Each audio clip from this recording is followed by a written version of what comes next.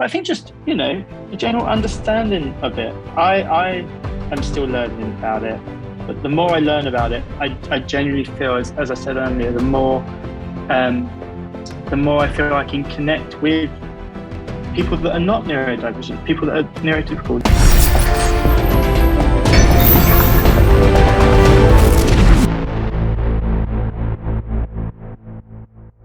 I don't really have what I would consider a disability that needs to be accommodated.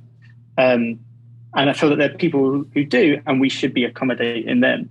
So what I hope that this almost does is it speaks more to the person. So rather than speaking to the institution about what they need to do, I want to speak to the person who is neurodivergent and encourage them to come and work with us, because we will value you. Like, we will find things that you can do that will really help us, and you could end up really good at it. And I would also say you'll probably really enjoy it, because I really enjoy it.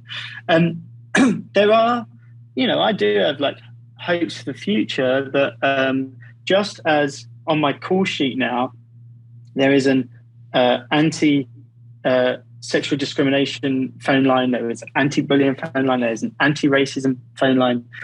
I hope that there will be a neurodiversity memo where people can learn more about neurodiversity. I made a short film in the last year, and we had an autistic actress, and one of the things that we sent out with our call sheet was this neurodiversity memo that kind of clued everyone in on what her autism meant for the production, and how we could all get the most out of it, and what things you might not have thought of that you could learn. And I feel that would be great if we could just have those things in place. A little bit of basic training, especially to, higher up people. Like, I'm just as JP Morgan are, it's not just JP Morgan, Google, Microsoft. There are lots of companies that have realized the value here, and that they train people to better understand neurodiversity. I think that could be happening at the top. I think the interview process is a particular minefield for autistic people. And I think that, and neurodivergent people, how do they navigate an interview? Zoom is doing all sorts of crazy things with eye contact and how we communicate with one another.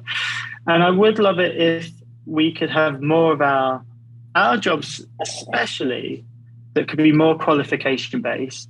It would be great if there was more of and I know that, Avid certified training and stuff like that exists.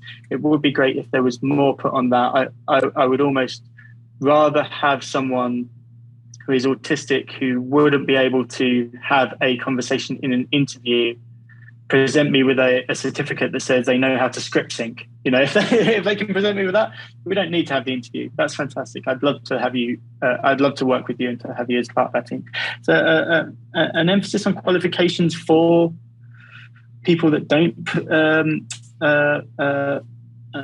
present well in interviews could help.